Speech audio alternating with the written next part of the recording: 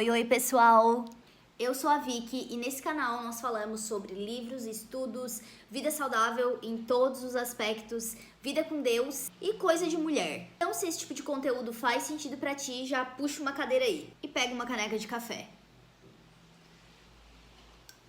E hoje eu vou compartilhar o meu top 3 livros favoritos do C.S. Lewis até o momento, porque a minha coleção ainda não está completa e provavelmente quando eu completar e ler todos os livros dele, vai acabar alterando essa ordem, ou não. Enfim, esse é um vídeo que talvez será regravado em um outro momento. Eu vou falar brevemente sobre o que cada um dos livros fala, trazendo também algumas reflexões e curiosidades e falando os impactos, que cada um deles tiveram na minha vida. Eu acho que vale a pena a gente fazer um resumo do resumo de quem foi Clive Staples Lewis. Sim, esse é o nome dele. A gente conhece muito por C.S. Lewis, a abreviação, mas esse é o nome dele, Clive Staples Lewis. Ele é um dos maiores escritores do século XX, muito conhecido por suas obras profundas e por traduzir ideias complexas de forma acessível. Foi escritor, professor, teólogo, ensaísta e muitas outras coisas.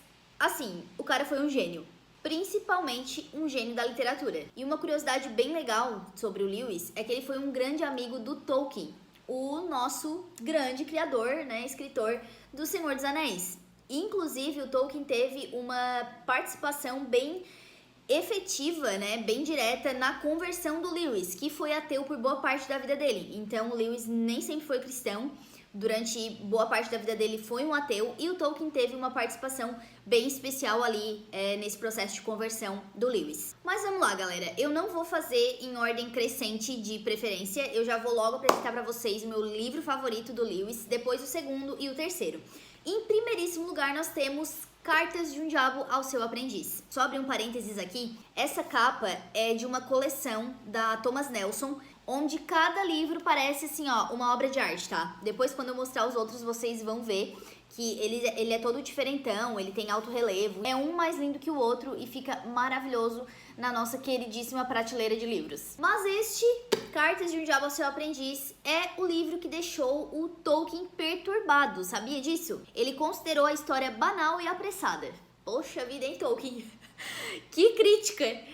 Mas assim, gente, o Tolkien, ele era um católico fundamentalista. Então, ele acreditava no diabo e nos demônios. E ele desaprovava muito, fossem livros, fossem quaisquer outras coisas que brincassem com esse tipo de tema. Porque ele considerava um tema muito sério pra gente ficar fazendo piadas a respeito. Assim, desculpa, Tolkien, vou ter que discordar, não dessa opinião de que a gente não deve brincar com isso, mas eu não enxergo o livro dessa forma.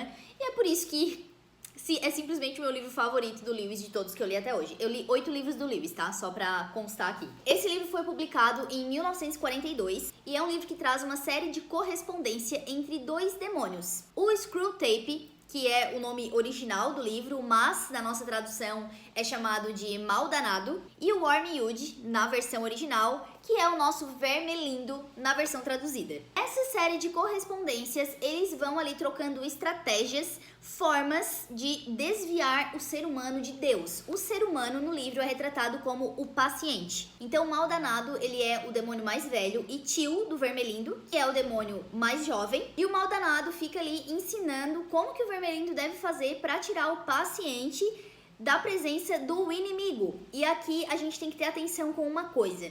O inimigo é retratado como Deus. Afinal de contas, a gente está lendo um livro na visão dos demônios. Então, Deus é o inimigo. E é importante a gente fazer bem essa distinção já logo de cara, porque nós estamos muito acostumados a ler livros onde o inimigo é o diabo e Deus é o personagem principal da história, vamos colocar assim. Então, meio que a nossa mente dá um bugzinho quando a gente começa a ler e tudo se refere a Deus como sendo o inimigo. Então, a gente precisa ir ajustar os parafusos da cabeça para conseguir entender bem a história, principalmente ali no começo, que pode dar uma confundida. Então, vamos assim imaginar que o Vermelindo é como se fosse um estagiário do Mal Danado. Ele é um estagiário em fazer demonices, A missão do Vermelindo é levar o ser humano para o inferno, tirar ele da presença de Deus. E o livro vem como uma série de cartas mesmo. Então, vocês podem perceber, que aqui vai ter uma carta e aí no final a gente tem escrito com carinho, seu tio mal danado. Então vai ser sempre assim, tá? Até ali no finalzinho vai ir seguindo esse padrão de uma carta com a assinatura do mal danado no final.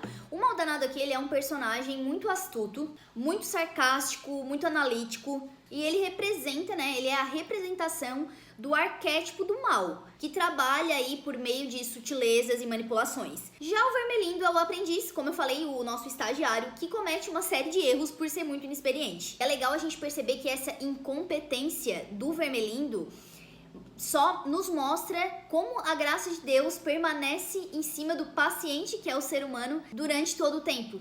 E o Maldanado, ele escreve com uma linguagem assim de desprezo, sabe? De superioridade, tanto para o Vermelindo quanto para o paciente. E isso meio que traz uma coisa meio cômica, sabe? Em alguns momentos. Então o livro, ele tem uma linguagem muito humorística e sarcástica. Só que ao mesmo tempo que traz esse humor, cara, te dá uma marretada depois, porque tu fica pensando muito sobre aquilo. Assim, ó, é uma loucura. É doideira. Entrando nos temas principais do livro, uma das coisas que com certeza foi o que mais me chamou a atenção na leitura foi como o diabo e os seus demônios trabalham para tirar a nossa atenção nas pequenas coisas, para fazer a gente tropeçar não em grandes pecados, em grandes coisas, mas em pequenas coisinhas, em pequenos detalhes. Então, o Maldanado, na carta dele ao Vermelindo, ele enfatiza muito isso, que o caminho para afastar uma pessoa de Deus não precisa ser de grandes coisas, de grandes pecados, mas em coisas que aparentemente parecem ser inofensivas. Eu selecionei um trechinho aqui que diz o seguinte: o caminho mais seguro para o inferno é o gradativo, a suave inclinação, macia sob os pés, sem curvas bruscas, sem marcos, sem placas. Ou seja, é muito sutil. Outro ponto muito forte no livro é o que fala sobre o orgulho e a vaidade. O Maldanado, ele sugere que o Vermelindo deve implantar algumas coisas na mente das pessoas, ou deixando elas orgulhosas demais, se sentindo superiores espiritualmente, ou então se sentindo indigno demais, sentindo que Deus não as ama. Então, ou é uma coisa, é outra. Ou a pessoa se acha muito, ou ela se acha menos. Então, o orgulho sempre significa inimizade. Inimizade não apenas entre os homens, mas também com Deus. Enquanto o homem se considerar melhor que os outros ou indigno demais para o amor de Deus, ele está exatamente onde desejamos que esteja. Quem desejamos, né? Satanás e os seus demônios. Vou sempre trazer algumas citações, tá? De cada ponto do livro, não só desse como dos outros também, para vocês conseguirem pegar ainda mais a ideia e entrarem um pouco mais por dentro do teor do livro. Uma parte muito massa também que eu resolvi destacar, que fala sobre os relacionamentos. Então, o Maldanado, ele orienta que o Vermelindo faça com que as pessoas se discutam. Ele recomenda que o Vermelindo implante na cabeça das pessoas certos pensamentos para que elas discutam com as outras pessoas, para gerar conflitos, mágoas, distrações e tudo mais. E ele dá muita ênfase às pequenas questões familiares, que de tanto a gente fomentar, acabam virando uma coisa muito maior e minando o amor. Ele usa essa expressão mesmo, minar o amor. Isso é muito forte. Faça com que ele preste atenção no tom da voz da mãe dele, ou que se irrite com a maneira como ela diz certas palavras. Certifique-se de que ele nunca perceba como as palavras dele soam para ela. As pequenas irritações diárias são ferramentas poderosas para semear rancor e destruir o amor.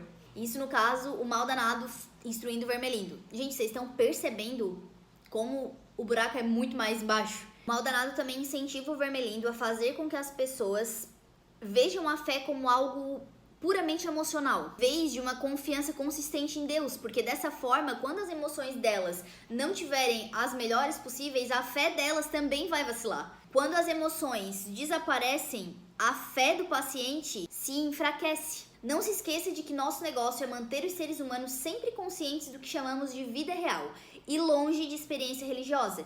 Faça com que ele dependa de sentimentos momentâneos e interprete cada baixa emocional como prova de que sua fé é insustentável. E o último ponto que eu quero destacar é sobre o uso do tempo e do prazer. O Vermelindo vai tentar tirar a atenção do paciente ou do ser humano de coisas que verdadeiramente importam. Vai incentivar ele a desperdiçar o tempo dele com trivialidades e com prazer egoísta que não leva à satisfação. O que queremos é um homem sempre ocupado com nada. Mantenha-o rolando de uma atividade superficial para outra, incapaz de se concentrar em algo significativo. O prazer, quando verdadeiro, é perigoso para nós, pois é criação do inimigo. Devemos desviar o paciente para prazeres artificiais que o deixem vazio. Gente, olha isso. Cara, lembrando que esse livro foi escrito lá em 1900 bolinha. Não existia Instagram, não existia TikTok, não existia YouTube, não existia o celular. Quer dizer, não sei se existia celular. Não, acho que não existia, mas também se existia não é igual o que tem hoje.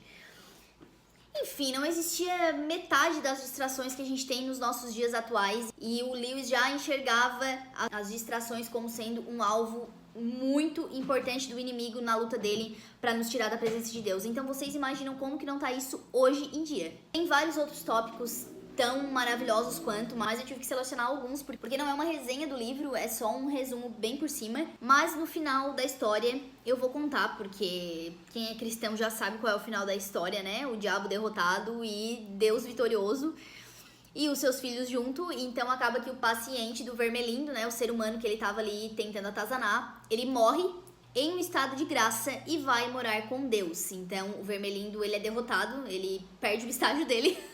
O mal danado fica furioso com o sobrinho dele porque ele não conseguiu realizar o trabalho dele, que era afastar o ser humano de Deus. E esse livro tem uma mensagem muito importante, que é como Deus sempre trabalha para trazer o ser humano de volta para a presença dele, os seus filhos, né? O Lewis era arminiano, então ele fala do ser humano de um modo geral, e também não vou entrar em questões teológicas aqui, mas o fato é que Deus sempre traz os seus filhos para perto dele. E eu vejo essa como a mensagem central do livro, né? Não importa o que o diabo faça, não importa o que os demônios tentem fazer, no final, os filhos de Deus estarão com o Senhor. E acima de tudo, é um livro que abre muito os nossos olhos para ter uma ideia de como funciona o mundo espiritual.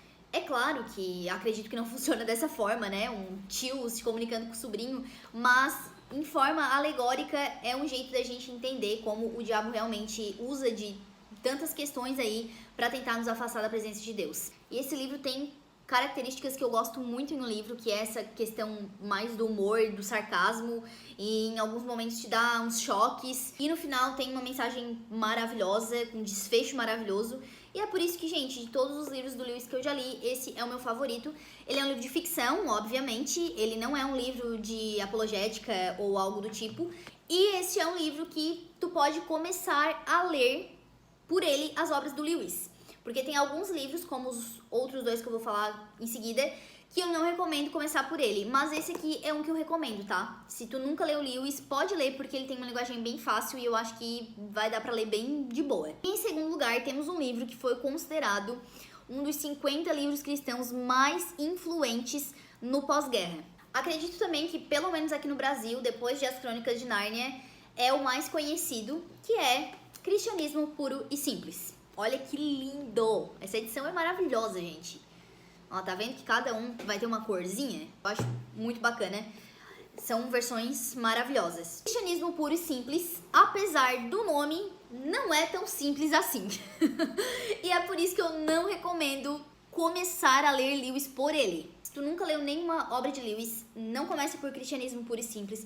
Principalmente se tu é um recém-convertido, se tu tá começando na caminhada cristã agora, é melhor pegar outra coisa pra ler que não seja esse. Ah, mas eu já li As Crônicas de Nárnia. Gente, As Crônicas de Nárnia é uma pegada totalmente diferente. O Lewis escreveu para adultos, mas também para crianças, As Crônicas de Nárnia. Então ele tem uma linguagem fácil, é uma coisa completamente diferente. Não dá pra botar tudo na mesma sacola, tá? Então não é porque tu leu As Crônicas de Nárnia que tu está apto a ler Cristianismo Puro e Simples. E eu te falo isso não querendo cortar o teu barato. Eu te falo isso para que quando tu for ler, tu tenha a experiência completa.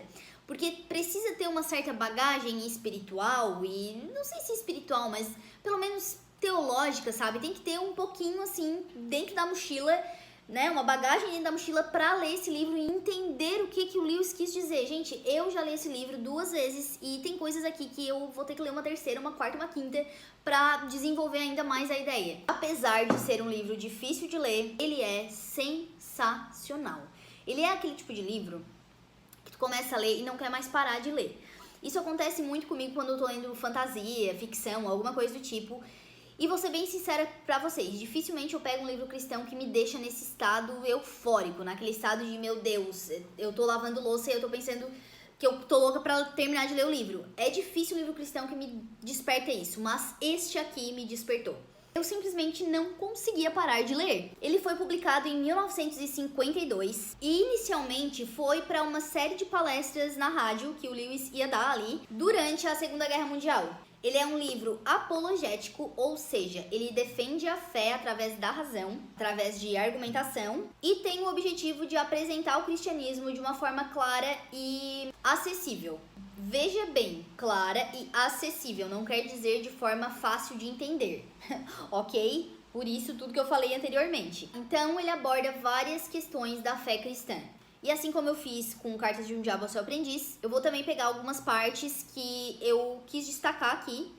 Lembrando novamente, este não é um vídeo de resenhas, então é mais um resumo mesmo e partes que me chamaram a atenção. Vou trazer alguns trechos para que tu consiga entender um pouco mais sobre o conteúdo do livro. A primeira parte do livro já começa com uma das questões mais importantes do livro, que é a questão da moral, do certo e do errado. E ele afirma que esse senso de moral, esse senso de certo e errado que a humanidade tem desde sempre é um indício de que existe uma lei moral pairando sobre nós. Uma lei moral universal, ou seja, não importa qual canto do mundo seja, existirão coisas que são certas e coisas que são erradas, independentemente disso, independente de cultura, de raça, de país, de religião, tem coisas que a gente olha e vê que é certo e coisas que a gente olha e vê que é errado. E ninguém nos ensina isso. A gente nasce sabendo disso de algum jeito. E para o Lewis, essa é uma evidência de que existe um legislador ou um criador por trás de tudo. Que existe um ser que transcende essa questão da moralidade. Então o Lewis ele vai desafiar tanto o ateísmo quanto o materialismo. Acreditam que o universo e a moralidade são obras do acaso. Ou, no caso do ateísmo, da evolução. E ele bate muito na tecla que não tem como a moralidade objetiva ser explicada só pela ciência, sendo que as pessoas entendem o que é certo e o que é errado, mesmo quando não tem consequência direta sobre aquele ato delas. Então, por exemplo, essa parte, gente, eu não sei se tem no livro, se é uma parte do cristianismo puro e simples, ou se é de outro livro que eu li e eu misturei tudo as coisas, mas esse exemplo dá para ser aplicado nessa ideia do Lewis, que é a questão de um bebê, de uma criança, vamos supor ali de 3 anos de idade, que faz uma coisa errada e ela mente pra mãe dela, pro pai dela, sobre aquilo porque ela sabe que fez uma coisa errada, mesmo que ninguém tenha ensinado pra ela. Então, por exemplo, a criança come chocolate, não deveria comer chocolate, comeu chocolate escondido da mãe. Aí a criança tá lá, com a cara toda suja de chocolate, a mãe chega e pergunta: filho, você comeu chocolate? E a criança olha pra mãe e mente: não comi chocolate. E aí, todo mundo ri, todo mundo acha bonitinho. Oh, que bonitinho, tá mentindo. Pequeno pecador miserável. Ai, por trás disso, a gente tem a ideia da moral. A criança sabe que ela fez uma coisa errada. E ela sabe que ela está mentindo. E aí, depois de questionada sobre sua mentira, a criança confessa, né, que mentiu e tudo mais. E ela se sente mal por aquilo. Mas como que a criança vai se sentir mal? Sendo que ninguém nunca ensinou a ela que mentir é errado. Partindo desse princípio, como que a criança demonstra esses sinais de arrependimento? Como ficar triste ou pedir desculpas? Mesmo sem ter aprendido sobre ética ou sobre religião, a criança sabe que mentir é errado. Esse é um sinal claro da lei moral, ou da lei universal. Então, para o Lewis, esse tipo de coisa é um sinal claro de que existe um criador, existe um legislador sobre tudo isso. Foi ele quem registrou isso na gente. Não é à toa que alguns filósofos e escritores chamam isso de lei moral escrita no coração, porque é algo que nasce com as pessoas. As pessoas, elas já nascem sabendo o que é certo e o que é errado. A gente já nasce sabendo que é errado matar, a gente já nasce sabendo que é errado roubar, mentir, invejar e por aí vai. E aqui uma frase icônica nessa parte do livro que fala o seguinte: se não houvesse luz no universo e, portanto, nenhuma criatura com olhos, jamais saberíamos que ele era escuro. Da mesma forma, o fato de sentirmos que o universo é injusto pressupõe que sabemos o que é justo. Estou toda arrepiada. Meu Deus do céu, cara, que livro. Depois a gente vem com outro ponto central do livro, onde o Lewis fala sobre a Trindade, onde é dito que Cristo não pode ser somente um mestre moral, como algumas pessoas acreditam, um homem que nasceu e veio à Terra somente para fazer coisas boas, mas que ele não é o Filho de Deus. Ele só foi um profeta, alguém especial que passou pela Terra. No caso, Lewis critica esse tipo de pensamento e defende a tese de que sim, Jesus é o Filho de Deus. E ele traz algumas ideias bem racionais, bem lógicas, usando a própria Bíblia, porque no pensamento do Lewis, né, se Jesus de fato não era Filho de Deus, se ele era só um homem comum, ele era um lunático, então, se a gente levar em consideração as afirmações que ele fez sobre ele mesmo. E aí ele diz o seguinte: estou tentando evitar que alguém diga a coisa realmente tola que as pessoas frequentemente dizem sobre ele, sobre Jesus. Estou disposto a aceitar Jesus como um grande mestre moral, mas não aceito a sua reivindicação de ser Deus. Essa é a única coisa que não devemos dizer. Um homem que fosse apenas um homem e dissesse as coisas que Jesus disse não seria um grande mestre moral, ele seria um lunático que diz ser um ovo, ou então o próprio diabo no inferno. Você precisa fazer sua escolha. Ou este homem era Deus e é o Filho de Deus, ou então um louco ou algo pior.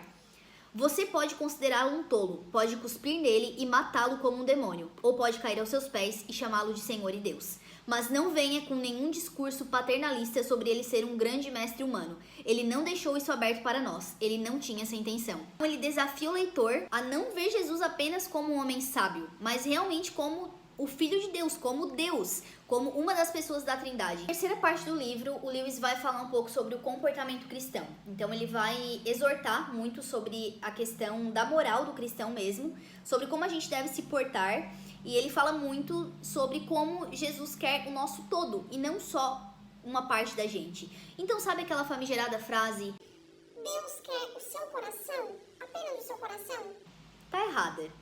Jesus não quer apenas o seu coração, porque ele não é açougueiro. Ele quer tudo de você. Ele quer o seu todo. Ele quer tudo aquilo que pertence a ele. Seguir a Jesus exige tudo de nós. Não exige metade da gente. Um pouquinho. Só exige que eu vá aos cultos todo domingo. Só exige que eu doe uma cesta básica para alguma instituição de caridade. Não. Seguir a Jesus exige tudo de nós. E é isso que o Lewis vai explorar nessa parte do livro. O cristianismo não é sobre ensinar boas pessoas, mas criar pessoas novas. Não se trata de seguir uma série de regras ou ser apenas bonzinho. Ele nos desafia a sermos completamente transformados, a sermos novas criaturas em Cristo. Não é à toa que Paulo fala que quando ele foi convertido, ele se tornou uma nova criatura. As coisas velhas ficaram para trás e eis que tudo se fez novo. Então, quando ele foi convertido, não teve só uns ajustezinhos ali. Paulo não apenas foi ensinado a ser uma boa pessoa. Não, ele foi transformado em uma nova pessoa. Ser cristão não é seguir uma série de regras, seguir uma série de coisinhas ali que a gente precisa fazer ou então que precisa deixar de fazer. Ser cristão é ser transformado completamente, dia após dia. Na parte final do livro a gente vai ter de novo essa questão da Trindade. Então o autor vai explanar um pouco mais sobre essa questão e também vai falar sobre a redenção. Fala muito sobre como a obra de Cristo na cruz não é somente um ato de perdão, mas também um exemplo de como a vida cristã deve ser. Uma vida de serviço e de amor altruísta. Então ele traz à luz a questão de que os cristãos, eles devem viver de acordo com o sacrifício de Cristo na cruz. E aí, pra fechar, gente, esse raciocínio sobre cristianismo puro e simples, a ideia central é que o cristianismo ele não é um mero acessório, algo que orbita em torno da nossa vida. Não, na verdade, a nossa vida é que orbita em torno do cristianismo. O cristianismo é a própria essência da vida humana. Ele traz uma crítica muito profunda sobre a gente ficar diluindo o evangelho em sistemas morais e éticos vagos. Para o Lewis, o cristianismo é puro e simples, sem as complexidades ou várias interpretações que muita gente tenta colocar sobre ele. Tem um trecho que eu acredito que fecha muito com a ideia do livro de uma forma geral, que é a seguinte: cristianismo parece, a princípio, complicado, mas se você olhar mais de perto, verá que é o plano mais simples e direto para viver. Ele não é algo que você adiciona à sua vida, ele é a sua vida. Ele não foi feito para se ajustar aos nossos desejos, mas para nos transformar naquilo que fomos criados para ser. Eu recomendo que todo cristão leia esse livro, de preferência depois do começo da sua caminhada.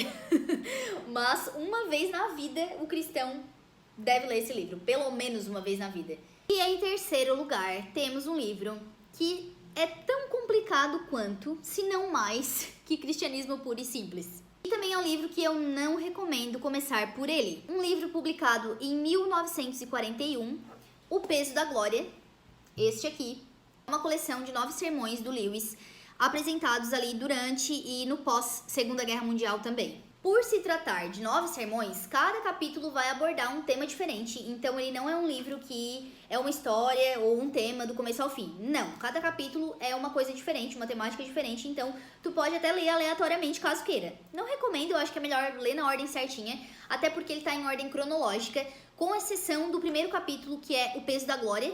O título, né? O primeiro capítulo vai tratar sobre o peso da glória e não tá em ordem cronológica, mas a partir do segundo capítulo até o 9º tá em ordem cronológica. Então eu recomendo ler certinho a ordem, mas o fato é que se tu ler um aleatório ali e depois outro, não vai mudar muita coisa, porque ele começa e termina o assunto no mesmo capítulo. E caso tu já tenha tentado ler este livro e não tenha conseguido, porque empacou, porque não estava entendendo nada, eu te recomendo fortemente a dar uma segunda chance. Eu falo isso porque eu já vi muita gente desistir desse livro, porque achou muito difícil, e eu acho isso uma pena. E também já vi gente que desistiu e depois pegou pra ler numa outra hora e achou maravilhoso, e o livro virou o melhor da vida. Então eu recomendo a fazer isso. Caso tu já tenha lido e não tenha curtido muito, tenta dar uma segunda chance. Depois de um tempo, sabe? Depois de, sei lá, um ano, porque muitas vezes tu já vai ter uma bagagem um pouco maior e o livro vai fazer mais sentido pra ti. Embora tenha 9 sermões, o livro todo vai girar em torno de 3 ideias principais, que são o desejo humano por algo eterno, a natureza da glória cristã e o impacto da fé no dia a dia. Então, esses 3 temas vão ser o coração do livro, ele vai girar em torno disso. E o livro vai começar ali com uma discussão sobre o que é a glória. Enquanto a glória para nós, enquanto seres humanos, é esse desejo, né, de sermos reconhecidos, de sermos amados pelos outros, pelas outras pessoas e até mesmo por Deus, o Lewis explica que a verdadeira glória não está nessas coisas terrenas, mas sim em ouvir da boca do próprio Deus a seguinte frase: "Muito bem, servo bom e fiel". Então ele vai falar ali sobre essa questão de que a glória, o que nós enxergamos como glória, na verdade, não é nada se comparado ao que verdadeiramente é ser glorioso diante de Deus. E ele até traz essa seguinte frase: "Nosso Senhor encontra nossos desejos não muito fortes, mas muito fracos. Somos criaturas frágeis, brincando com bebida, sexo e ambições, quando a alegria infinita nos é oferecida". Então tudo aquilo que a gente enxerga como glória, como prazer, como algo muito bom, na verdade é nada quando a gente compara com as coisas eternas. E é mais ou menos aqui nesse ponto que o Lewis vai trazer essa ideia de que a gente está sempre em busca de coisas que não nos satisfazem, que talvez até vão nos satisfazer por um certo momento, por um certo tempo, mas passado aquele frenesi já não vão mais nos satisfazer. O fato de sermos sempre insatisfeitos é o maior dos sinais de que nós não fomos feitos para as coisas desse mundo, de que nós não somos desse mundo. E aqui entra aquela famosíssima frase icônica que diz: "Se descobrimos em nós um desejo que nada nesse mundo pode satisfazer, a única explicação é que nós não fomos feitos para esse mundo. Fomos feitos para um outro mundo, para a eternidade". Sim, minha gente, essa citação famosíssima dele veio desse livro, de um desses sermões, no caso. E um dos pontos que mais me impactou nesse livro é quando o Lewis traz a ideia de que cada pessoa que a gente encontra é um ser eterno, são almas eternas. E que a gente deve, então, tratar as pessoas com respeito, com amor, com carinho, levando em conta essa imortalidade.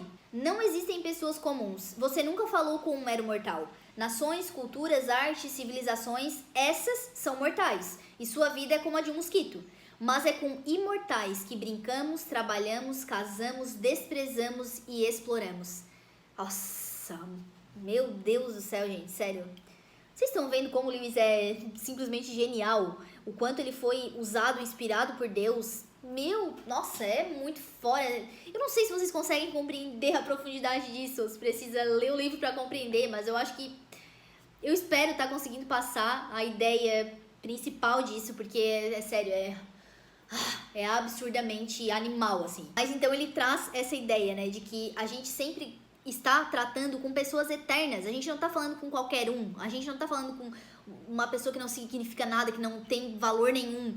É uma pessoa eterna. A cultura vai passar, as artes vão passar, os movimentos vão passar, os reinos vão passar, mas aquela pessoa nunca vai passar, porque ela é uma alma eterna. Seja recolhida por Deus ou seja mandada ao inferno, é uma alma eterna. De que forma a gente tem tratado essas pessoas? De que forma tu tens tratado as pessoas à tua volta. Nossa, isso me faz refletir demais. E aí, juntando tudo isso, o livro traz muito esse foco na eternidade e a busca uma glória que vem de Deus e não dos homens. É um convite a vivermos de forma mais intencional, sempre nos lembrando que tudo vai converter na eternidade.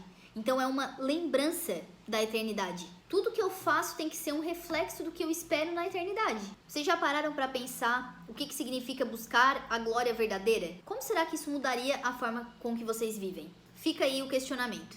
Esse livro, ele é sensacional e, gente, meu Deus, enquanto eu tava escrevendo o roteiro do vídeo, eu precisei reler várias partes e ainda bem que eu anoto tudo. Os meus livros, eles são todos rabiscados, todos marcados, e que bom que eu faço isso, porque na hora de escrever um roteiro, por exemplo, de vídeo, já tá tudo ali mais ou menos marcado. E enquanto eu fazia isso, meu Deus, eu queria ler tudo de novo, todos eles, porque são livros incríveis, sensacionais. Então, gente, tá aí o meu top 3, Cartas de um Diabo ao Seu Aprendiz, em primeiro lugar, Cristianismo Puro e Simples, em segundo lugar, e em terceiro lugar, O Peso da Glória. E sabe que, parando agora pra analisar, eu não sei se eu não colocaria O Peso da Glória em segundo lugar, tá? Mas enfim, vamos deixar assim. O fato é que os três são excelentes livros e, só reforçando, eu te recomendo, caso tu nunca tenha lido nada do Lewis, a começar por Cartas e não por nenhum desses outros dois, tá? Tem outros livros do Lewis que tu pode começar, mas desses três que eu falei, esse aqui é o único que eu recomendaria pra qualquer pessoa ler. Gente, o Lewis, ele tem algumas coisas, assim, alguns pensamentos, algumas vertentes teológicas que eu discordo, que eu realmente não concordo com ele, mas o fato é que ele realmente foi um homem de Deus, não tem como a gente negar esse fato. Ele inspirou muitos autores de todos os tipos de gêneros, eu acho, no pós-Segunda Guerra, e pra mim ele realmente é um gênio, assim. E qualquer livro dele vai te levar a refletir em alguma coisa. E essa é a hora do cachorrinho pidão. Não esquece de deixar o teu like, ativar o sininho de notificações, porque sempre que sair um vídeo novo, tu vai ficar sabendo em primeira mão. Se tu não é inscrito ainda no canal, tá esperando o quê? Te inscreve, né? Por favor. Um beijo, fiquem com Deus.